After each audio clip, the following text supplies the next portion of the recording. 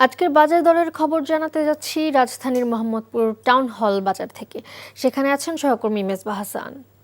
মেজবা, আজ বাজারে বিভিন্ন পণ্যের দাম কেমন দেখতে পাচ্ছেন, আর বিশেষ করে ঈদকে সামনে রেখে মশলার দাম সম্পর্কে আমাদের জানাবেন।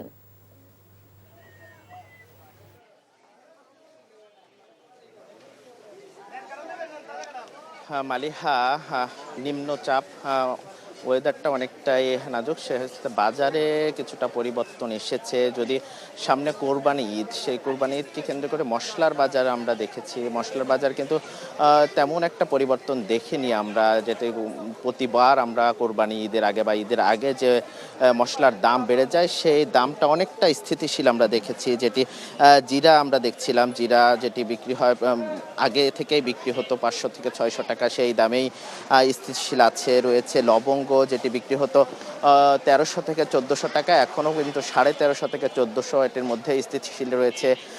একটু এলাচের দামটা একটু বাড়তি, সেটি আগে যেটি 4 থেকে 6000 টাকার মধ্যে মানভেদে পাওয়া যেত, সেটি কিন্তু এখন প্রায় 5 থেকে 8000 পর্যন্ত দাম ছাড়িয়েছে। এছাড়া মশলার বাজার কিন্তু অনেকটাই স্থিতিশীল। আমরা দোকানিদের সাথে কথা বলছিলাম, খুচরা ব্যবসায়ী, তারা বলছিলেন যে এখন আমদানি পর্যাপ্ত রয়েছে, সেই সাথে যে আগের যে সিন্ডিকেটের রাজনৈতিক দলগুলো যে সিন্ডিকেটের সুযোগ ছিল সেটি কম থাকার কিন্তু বাজারে অনেকটা স্থিতিশীল রয়েছে, এটি আমাদেরকে তারা জানিয়েছেন। বৈরী আবহাওয়ার প্রভাব কিছুটা কাঁচা বাজারে পড়েছে।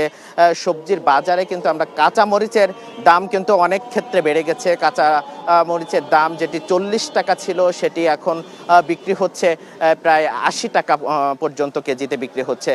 এছাড়া সবজির বাজার কোনো ক্ষেত্রে 100 টাকা পর্যন্ত ছুঁয়ে গেছে। এছাড়া বাজারের সবশেষ পরিস্থিতি যদি বলার চেষ্টা করি, তাহলে কিন্তু বাজার এখন পর্যন্ত মোটামুটি ব্যবসায়ীরা যেটি বলছিলেন যে আজকে এই যে বৈরী আবহাওয়ার যে অবস্থা, সেটি কিন্তু প্রভাব আগামী কালকেও এর প্রভাবটা কিছুটা হলেও পড়তে পারে। এই ছিল বাজার নিয়ে সবশেষ, মালিহা।